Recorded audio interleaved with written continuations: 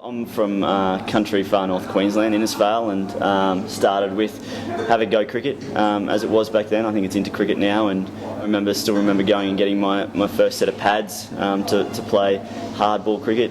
And at the time, Jimmy Marr was an icon in Far North Queensland, and he was achieving all sorts of greatness in the Queensland team, and would go on to play for Australia, and he really was the sort of pioneer that come from that area and proved that it was possible. So obviously growing up in Far North Queensland, Innisfail, then moved to Brisbane and played for Northern Suburbs, and then finally getting my rookie contract starting off at Queensland. Was involved in the Queensland squad for a few years, and now moved a little bit further south to Hobart. So I've really enjoyed that move, and it's really opened some doors with my cricket.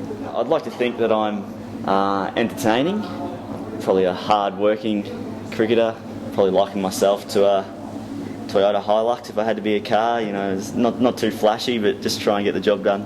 My parents have been a big influence on my career so far. And unfortunately with cricket, there's probably more bad times or more times that you get in the car after a day's play and you haven't scored runs. And the support that they've given me the whole way through my career picked me up when I haven't been feeling that good, and brought me back down to earth when I thought I was a little bit better than I was. Probably getting delisted from Queensland was a real kick in the backside, and probably one that I needed at the time. So that was a pretty big hurdle to be told that I wasn't good enough at the time, and so grateful for Tasmania to give me a second chance. There's not too many people in the professional sporting world that actually get a second chance at it, and so when I moved to Hobart, I made a pretty clear decision that I wanted to give it everything, and things have had a little bit more of an upside there.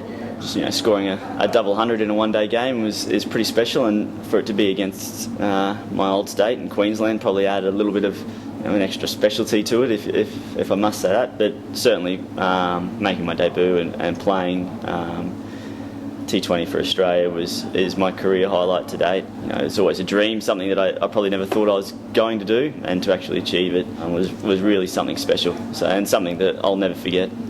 Now that I've started playing some of my best cricket, I don't think it's any coincidence that I'm spending more time doing other things other than cricket, I guess. And that's a message that I was given as a young player, but probably didn't really understand it or didn't want to believe it either.